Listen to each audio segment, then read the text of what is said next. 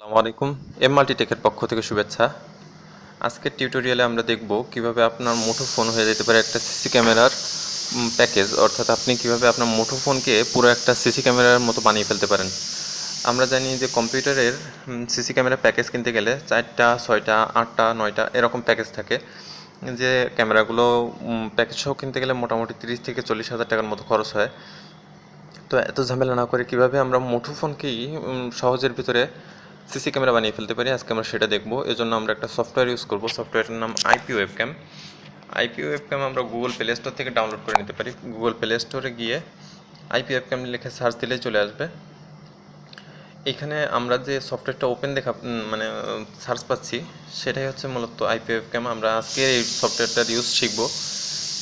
আপনাদের এই সফটওয়্যারটা ডাউনলোড করা না থাকলে আপনারা এই সফটওয়্যারটা ডাউনলোড করে নেবেন। আর যেহেতু আমার এখানে ডাউনলোড করা আছে, সেহেতু আমি ওপেন করলাম। দুটো সফটওয়্যার দুটো সেটেই, অর্থাৎ আপনি দুটো ফোনেই আপনার এটা অন রাখতে পারেন। অর্থাৎ আপনি যদি ফোন ইউজ করেন তাহলে দুইটা ফোনেই একই সফটওয়্যার অন থাকা লাগবে। আর যদি আপনি কম্পিউটার ইউজ করেন তাহলে আপনার একটা ফোনে এই সফটওয়্যারটা ওপেন, আর একটা ফোনে আপনার কম্পিউটার থেকে একটা ব্রাউজারের সহায়তা নিতে হবে। তো এইখানে যে বিষয়গুলো আছে, প্লাগইনস অর্থাৎ কীভাবে ইনস্টলেশন করতে হবে, ভিডিও প্রিফারেন্স অর্থাৎ কীভাবে ভিডিও রেজুলেশন দিবেন, ফোকাস কেমন সেট হবে, বা অন্যান্য ভিডিও রিলেটেড যে সেটিংসগুলো আছে সেগুলো এর ভিতরে আছে। মেইন ক্যামেরা কেমন থাকবে, সেকেন্ডারি ক্যামেরা কোনটা থাকবে, তারপরে ভিডিও রেজুলেশন কেমন থাকবে, ফটো তোলা যাবে, ফটো রেজুলেশন কেমন থাকবে, কোয়ালিটি কতটা, ভিডিও ওরিয়েন্টেশন কেমন আসবে, অর্থাৎ ভিডিওটা কি ল্যান্ডস্কেপ মোডে আসবে নাকি পোর্টাল মোডে আসবে, এরকম। তারপরে এইগুলা মোটামুটি আপনি দেখতে পারবেন। ফোকাস এখানে ম্যানুয়াল দেওয়ার সিস্টেম আছে যদিও, কিন্তু ম্যানুয়ালে আপনি পারবেন না কারণ মোবাইল ফোন। সো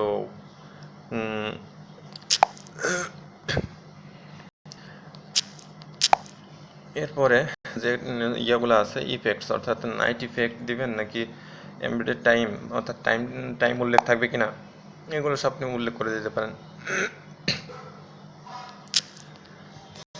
এরপর আমরা সর্বশেষে যেটা পাবো সেটা হচ্ছে স্টার্ট সার্ভার।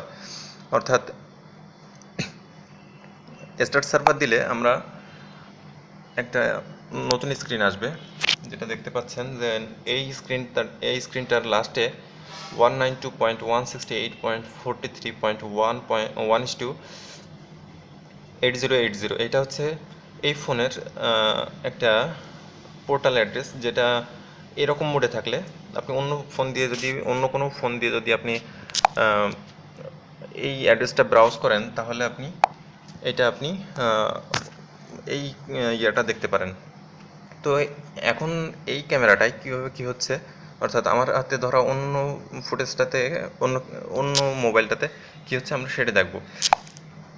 আমি এই মুহূর্তে ওপেন আর করার দরকার নেই। এই মুহূর্তে আমি যে কোনো একটা ব্রাউজারে চলে যাবো। এক্ষেত্রে আমি ব্রাউজ করি সাধারণত গুগল ক্রোমে গেলাম।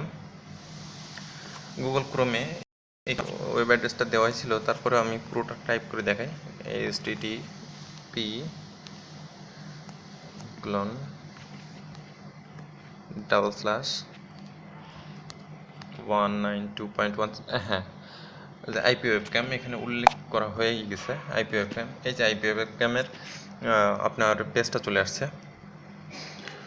এখানে ওই ফোনটা অন্য ফোনটা আমার হাতে, অর্থাৎ যেটার স্ক্রিনটা আপনি দেখতে চাচ্ছেন সেটা এই মুহূর্তে আমি রাখছি আমার হাতে। কীভাবে দেখবেন, প্রথমে আছে ভিডিও রেন্ডার, অর্থাৎ ভিডিওটা কেমনে আপনাকে শো করবে।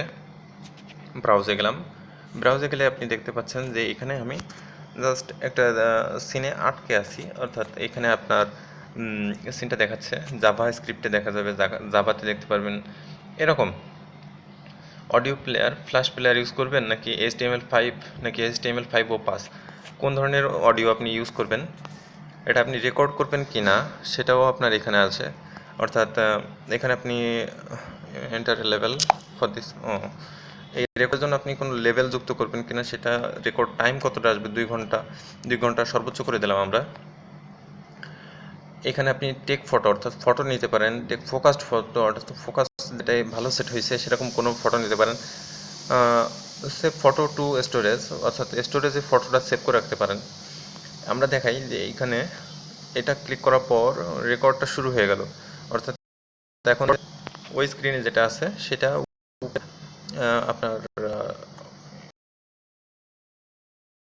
এই শুরু হচ্ছে, রেকর্ড স্টপ, অর্থাৎ যে করছে সেটা সংক্ষিপ্ত হয়ে গেছে। এরপর আপনাদের জাস্ট সাউন্ড চেক করে দেখাই। সাউন্ডের ক্ষেত্রে আমি HTML5 ওয়াব দেখতে যাচ্ছি, অর্থাৎ ওয়াব ফরম্যাটের সাউন্ড শুনতে যাচ্ছি। আপনি এর মধ্যে শুনতে পেলেন যে ওইখানে মানে আমার বাম হাতে ধরা যেহেতু সেহেতু আমি অডিও অফ করলাম। যেহেতু খুব কাছে আছে এই কারণে ওইখানের কি সাউন্ড হচ্ছে সেটা আমি এই মুহূর্তে শুনতে পাচ্ছি। অর্থাৎ আপনি যেখানে এই যেখানের সিনটা দেখতে চাচ্ছেন সেখানের ইচ্ছা করলে আপনি মুটেড এবং অডিও দুটোই সাউন্ড নিতে পারেন। এরপরে একটু দেখেন, এখান থেকে আপনি দূর থেকেই জুম ইন জুম আউট করতে পারেন। জুম আউট করলাম, আরও জুম আউট আর নিচ্ছে না, জুম ইন করলাম, বড় হলো সর্বোচ্চ। এই জুম ইন জুম আউটও করতে পারতেছেন আপনি যে কোনো জায়গা থেকে, অর্থাৎ আপনি ইচ্ছা করলে বড় করেও দেখতে পাচ্ছেন যে ওইখানে কি হচ্ছে। স্ট্রিম কোয়ালিটি, অর্থাৎ স্ট্রিম কোয়ালিটি কেমন আসবে, স্ট্রিম কোয়ালিটি সাধারণত মিডিয়াম রাখবেন, কেননা স্ট্রিম কোয়ালিটি হাই দিলে আপনার ভিডিও ঠিক মতো আসবে না, কাটা কাটা আসবে যদি আপনার নেট সংযোগ পুরো স্বচ্ছ না থাকে। এরপর হচ্ছে আপনার এমআইএসসি, অর্থাৎ আপনার এটা দিয়ে আপনি হচ্ছে লাইটের ব্যাপারটা অটো ফোকাসড হোল্ড, অর্থাৎ অটো ফোকাসটা ধরে রাখবে।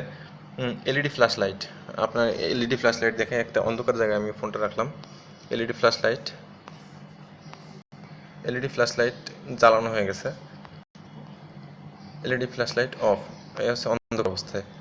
অর্থাৎ এটাতে আপনি ইচ্ছা করে এলইডি ফ্ল্যাশ লাইট জ্বালায়ও দেখতে পারেন, নাইট ভিশন দিয়েও দেখতে পারেন, অর্থাৎ নাইট ভিশনে কিছুটা স্বচ্ছ দেখাবে। হালকা আলো থাকলে আপনি নাইট ভিশনটা ইউজ করতে পারেন।